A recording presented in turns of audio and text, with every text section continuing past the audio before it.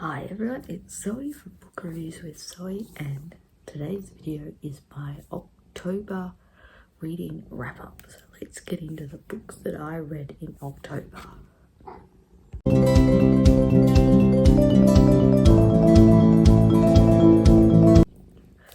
So let's get into what I read in October. Currently, Olive is sitting at my feet, being a very meowy cat, so she might meow a lot in this video, but heads up. So let's start with the DNF that for this month. And I don't really DNF books very often, but I DNF'd The Ballad of Songbirds and Snakes by Suzanne Collins. I got probably 150 pages in. The reason why I DNF'd it was I just did not care about Snow. Like, this is a prequel, I suppose, to The Hunger Games, which I absolutely loved when it first came out, that series.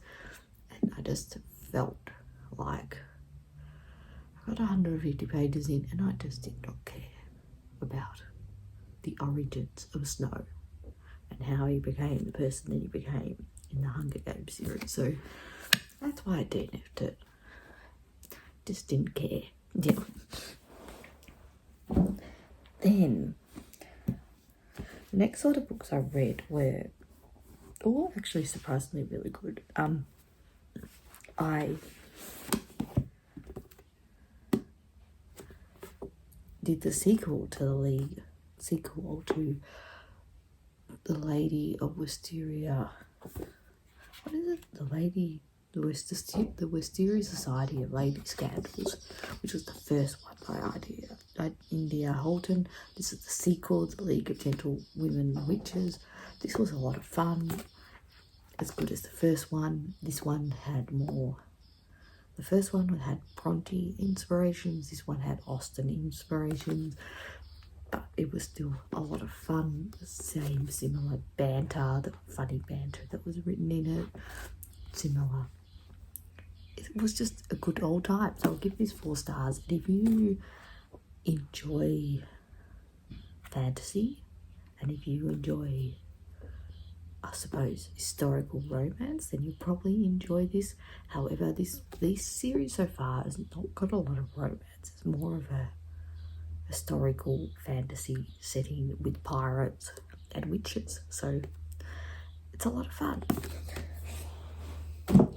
Then the next book I read was actually the last book I read for the month, is The Nature of Witches by Rachel Griffin. I absolutely, actually really enjoyed this. I didn't really know much about it. I know this book was quite popular sometime in 2021, I think. I really enjoyed the fact that I went through the seasons, so like summer, autumn, spring, all that sort of stuff. And also just found it really interesting, sort of the climate change element in it, and how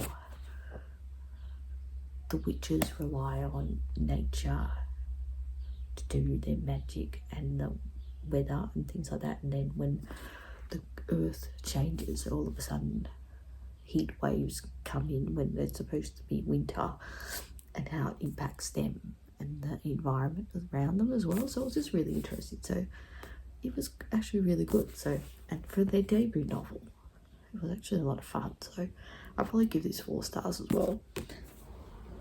Then the next book I read was The House of Hollow by Crystal Sullivan. This is a YA horror. I actually surprisingly really enjoyed it. I don't usually read horror, but this was a really approachable horror. And yeah, it was really interesting, sort of like the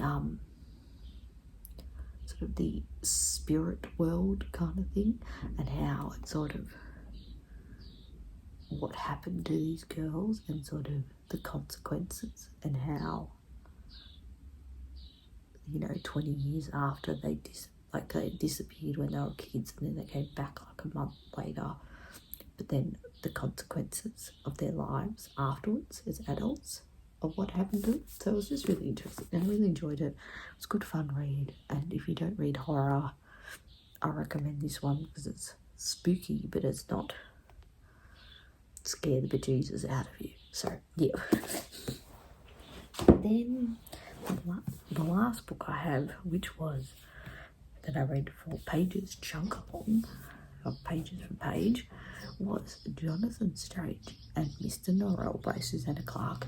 This absolutely junky book, which is over 1,000 pages. I really enjoyed this one too. It was, even though it was super long, it was surprisingly easy to read. I think I read this in like 16 days, so which was pretty good. It's actually really hard to explain what this book is about, in that a lot happens. There's Napoleon War going on, there's, you know, magicians, there is the elf prince, I think his name was the elf prince, maybe possibly one of them, and sort of fae, and sort of that, I suppose, that Celtic and pagan mythology as well. So it was just really interesting. It was done really well, and now I really want to read Piranesi, because I have not read Piranesi.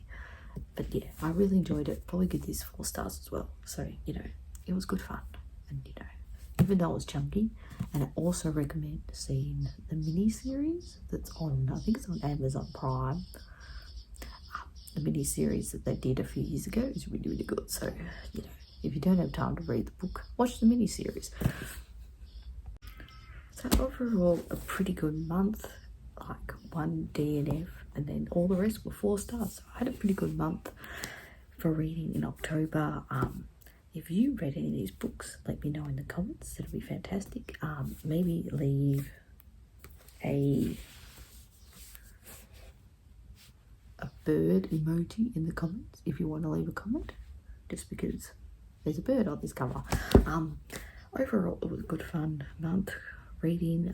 If you got this far in this video, like this video, subscribe to this channel to see more bookish content. All my social media stuff is in the comments. If you want to follow me on Instagram or Twitter or Goodreads, then that's all below. And I'll see you all in the next video.